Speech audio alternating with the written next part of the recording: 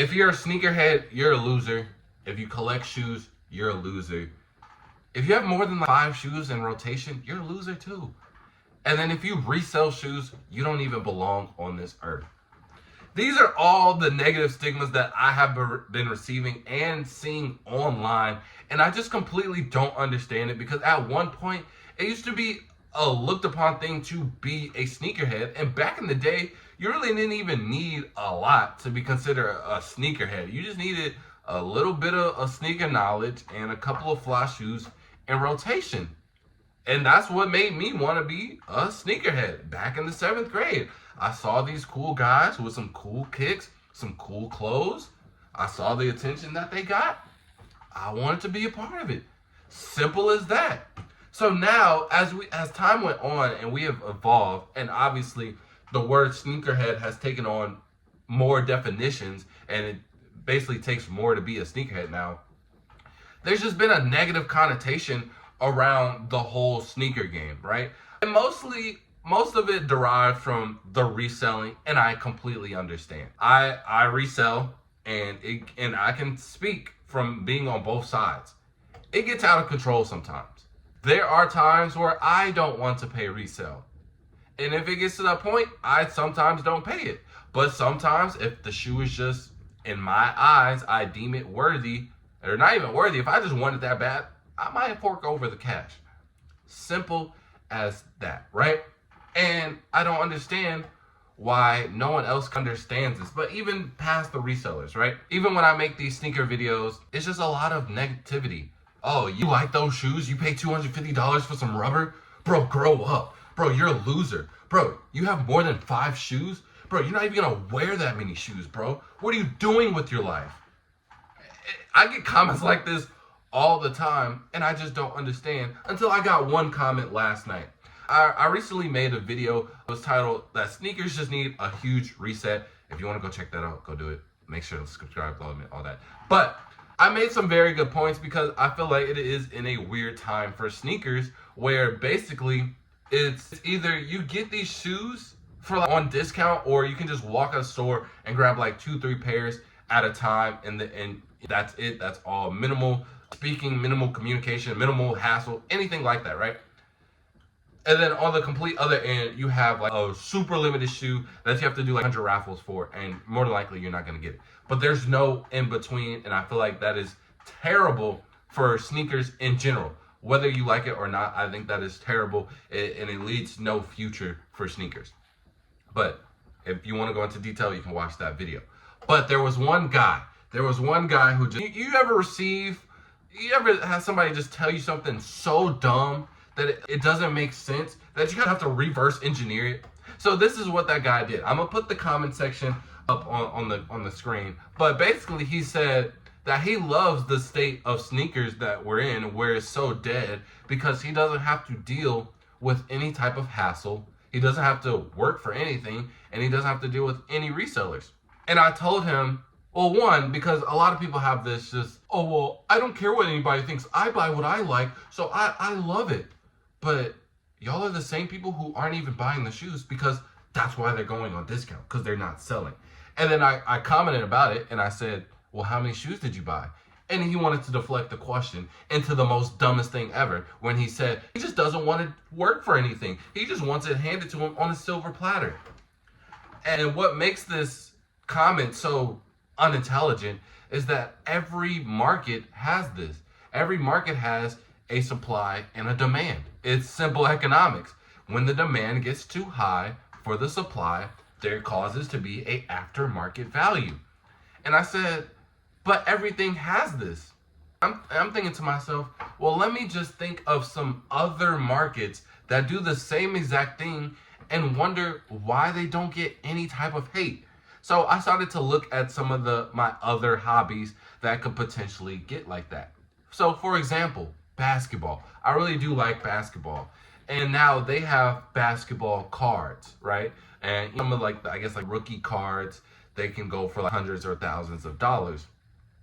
Well, the thing is, right, because I've been at some of like these conventions, or I've watched videos about them, and a 10-year-old kid, he could just start watching the game of basketball. Nobody would criticize him, right? He walks in with a pile of cards, and let's just say he wants a rare LeBron card going for $2,000. He could go into this convention, have these pile of cards, and run into somebody and trade up to the point where he gets that $2,000 LeBron card, right? Nobody's going to criticize him for having these low value cards. Nobody's going to criticize this kid for just watching the game of basketball. And nobody's even going to criticize him. Maybe he thinks his GOAT is Paul George instead of LeBron or Michael Jordan. Now, please stay with me. Now, let's think about it, right? That's the same thing when it comes to shoes. Well, actually, not really, because I started to think about it. There is no entry level for sneakers. I don't think there is really ever a time where you can just go in at entry level, start enjoying sneakers, and working your way up. But the thing with that, right, is because with basketball, there are levels, and it's okay to be at every single level. You can be a casual fan. You can be an intermediate fan with simple ball knowledge. You can watch basketball and don't play. All of these levels are accepted. There's even people who for a living, and they're not even like people like Stephen A. or Shannon Sharp. They're people like on TikTok, the dude, you don't understand how good Tim Duncan was. He has takes all the time, and it's okay, because none of them receive any type of hate. But then when we get to sneakers, I feel like there are only a handful of time and small windows for there to be an entry level where you're quote unquote accepted. Right now, or not, I wouldn't say right now. Let's just go back to 2015 to 2020. This is like prime resale. And this is the same time that I got into sneakers themselves and reselling and the whole nine. So this is a perfect example. When I wanted to start copying these exclusive shoes, there was not a single soul that wanted to help me getting these shoes. There was no Google search, there was no outlet, there was no mentor, there was no employee that I could go to that I could find knowledge on how to get these shoes. I couldn't even watch a simple YouTube video because all of the sneaker content creators or people that were just established in the sneaker community, they were never really dropping gems. They never really helped you secure shoes. There was just nobody to watch to help you elevate in this game of sneakers. Now, obviously, in basketball or any sport for that matter, there's countless of videos and avenues where you can elevate of how much knowledge you want. And same thing with the cards if you want to put a monetary value on it. There are people that help you. And again, you can go trade in a high pile of junk to get a rare card. With shoes, that is highly unlikely. That is the only way you can do that is if the deal just works out with me and it's favorable to the point where I'm scamming you, right? So for example, let's just say you have 20 pairs of shoes and I have one Travis Scott. And the Travis Scott is worth $1,000. I need these 20 shoes to be worth $2,000 for me to even think about that trade. That's just how it is. So I'm saying all that. There's never really a point in time where I think it's an easy entry level to the game. There's no one that's ever going to help you. And I think that's why there is a negative connotation around people who enjoy sneakers, because we're essentially gatekeepers. Even the old heads and the unks and the OGs, they treat me like that, and I feel like at this point I'm established. I'm 100% established. I did my research. I went, you know what I'm saying, all the shoes that I need to know about back in the day for history. I did my research on them. I have a very, very good collection. It's diverse too, so I'm not just some hype beast that's just only Off-White, Travis, etc. No, I got stuff that y'all probably wouldn't even bat an eye on. And so I'm established, but there's OGs that treat me like, oh man, you too young, man. You didn't watch Jordan back in the day, so you would never understand this Jordan. You don't even deserve to wear it, bro. I literally get comments like that in real life too, and it's just like, bro, why can't we just enjoy it? So I can only imagine what it's like, because I was at that point, but I just really like sneakers at that point to where I was able to jump over that hurdle, right? But it's not necessary for everybody to jump over that hurdle, because there needs to be levels. There needs to be casuals. There needs to be people who can enjoy a Jordan 4 or an Off-White without having the breakdown of a 1985 Jordan 1 high. I don't need to have knowledge of this to be enabled to enjoy this. That's just not how it should be. And so I can understand why people always just bash on sneakerheads and basically call them losers. We're gatekeepers, and that needs to change. However, even though I said that there are small windows to where you could put yourself in that entry level spot and kind of just get your feet wet, there has been multiple times, I would say 2016, really actually 2017 and below, or earlier I should say, where you could go into a house of hoops. Any Kobe you think of, it's there. KD4, it's there. Jordan 1 through 14, it's there. So let's also not just play victim and just say, oh man, there's just never a time, because there has been times, and that goes back to his original comment. I love when it's so dead and I could just get everything hassle free. There have been multiple times where it's been like this, right? But even back then, when, let's just say, all the Kobe's was on the shelves, they still, some were on sale. But the thing was, right, everybody enjoyed them. So it got to the point where, and this is how Resell started in a sense, right?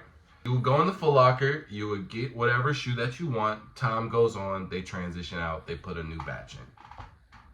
Then it gets to the point where some of these shoes you've never seen before, so you look at somebody else and be like, hey, yo, them hard. What you want for them? Them my size. He like, whole time, these is hard, but I don't think I can cough them over. And bro, all right, well, let me give you, I'm saying 150. No way, bro, I paid 190. I'm gonna need at least some cheese on top. You never gonna see these again. And he like, all right, let me give you 250. Simple. Now, again, the transactions were just, in my opinion, I enjoyed that. Now, when StockX came, and again, this translates to any other market. When there's a change, no one really likes that adaptation. Everybody's always gonna go back to, man, I miss when it was like this. I miss when it was like that. Same thing with basketball. And I love when we can just see them back down the defender for 5 minutes and turn around and get an easy lay. I don't like any of this 7-foot guards dribbling like they're Allen Iverson and pulling threes. Why? Wemby is a generational talent. You don't like that? Same thing with StockX. I understand why people don't like it. Me personally, I have my reasons why I don't like it. But at the same time, it makes so much stuff easier. It makes it easier to track sales. Now, again, the way that we went about it, I think that people just ruined the whole aspect of it. But early on, StockX was fire. It was more so of like checkpoint. I don't know the word that I'm looking for, but you could just always check on StockX and like, okay, well, this goes for about this. Well, I can make my money like this. You can just like scale in a sense, right? But everybody's gonna they're not gonna like the change. And it's gotten to that point where you're selling, it's out of hand. But at the same time, there have been multiple opportunities where you can go in a store and get any shoe that you want. And if you're claiming to, get any shoe that I like that, you can have a really good collection that competes with quote unquote sneakerheads that do this for a living. Why? Because every shoe means something to something else. A lot of these shoes are gonna gain value over time. A lot of these shoes people aren't gonna get. So even the shoes currently that are sitting, Black Cat 3s, Legend Blue 11s, these are still classics. So if you still build up a report of this, then you could eventually, get to this level. And so now take advantage of this time to be a sneakerhead and get in. Now you can get in with the employees because they don't really care about resale. They're not going to gatekeep anymore because there's no money to be made. So then when it's another transition to the point where resale is going to happen again and there's going to be limited shoes, because I'll tell you right now, it's never going to go away. Even at our lowest right now, there are still shoes where it is so limited that you're not gonna see it, but then you're gonna claim, oh, I just want the shoes that I want. No, you want that shoe because it's hype. Travis Scott's perfect example. They are literally just Jordan 1 lows that they have alternate colorways in a general release form. Almost every single colorway. Literally. So don't claim that, oh, I just wanted this shoe. Oh, I just want to appreciate the things that I like and I don't care about anything else. No, the hype gets to you and you just don't want to admit it. Simple as that. There's no reason that you should want an off-white shoe. If we break down some of these shoes, they are butt ugly. I will admit, there are some shoes that I have solely because of hype. I like them solely because of hype. Yes, I will admit it. That's how everything is. If you're an actual sneakerhead, you'll be lying if you say that you don't.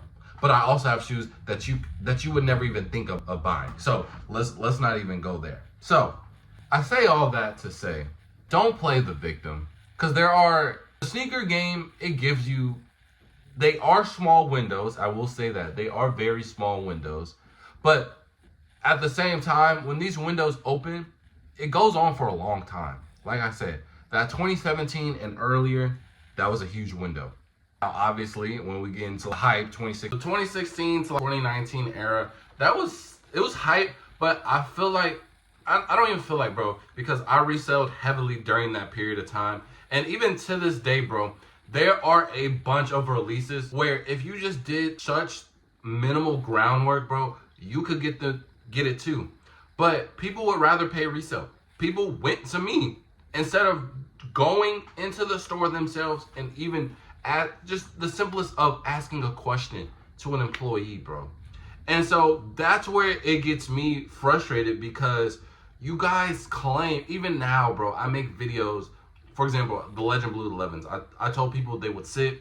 I even made another video afterwards because there was a guy in the comment section who just claimed that I was lying and making up stuff, which I clearly wasn't because they're still sitting right now and it's after Christmas. And there will be people in my comment sections, bro, they're sold out everywhere. I promise you they're not. They're literally on websites right now, full size runs. Y'all don't even try. So how can you be, like, y'all are literally just being fake. People are being fake mad. So when people get this narrative of, I just want to walk in and be able to get the shoe and walk out. I get it. There are sometimes, not every time do I want to enter 1,000 raffles. Not every time do I want to stand in line for hours to get a shoe. However, a lot of these hassles, a lot of dealing with resellers, that's what made a lot of these shoes even fun for me to get.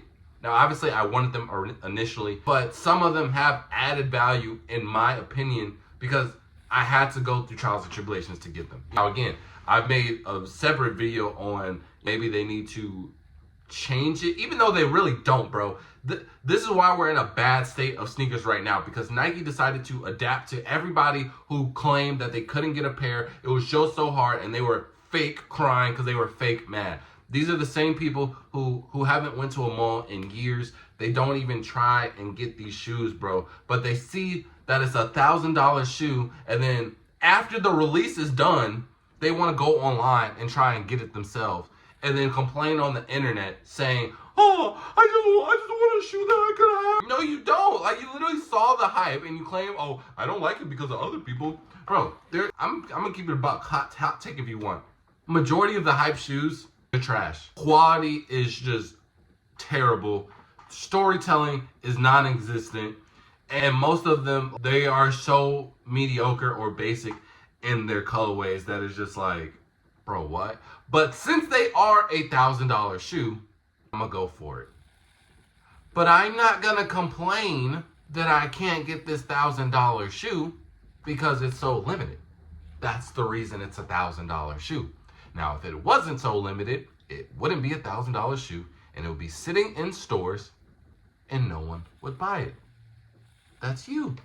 And that's all I gotta say, bro. Because at this point, it's just making me more mad, even talking about it, because there are literally people, and this goes for any market. Like I said before, this applies to every market. There are gonna always be people that are fake mad, but with sneakers, I feel like it's just the only one that's non-accepting, bro. Designer, y'all not do it because you are a fact that you have to be in a higher class to buy these designer things? Is it because these shoes they own?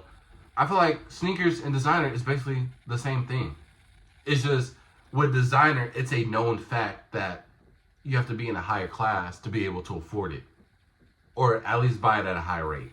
With sneakers, initially, it was meant for everybody, right? Anybody could go and buy whatever. But now that we have value added to them, even though there was always value for them, and it's also not like, oh, sorry, these are sold out. There's no Jordans for you. Anytime there's been a sellout shoe, there's always been an alternative that hasn't sold out. I promise you. I've worked at a retail shoe store. I worked at Champs for 2 years.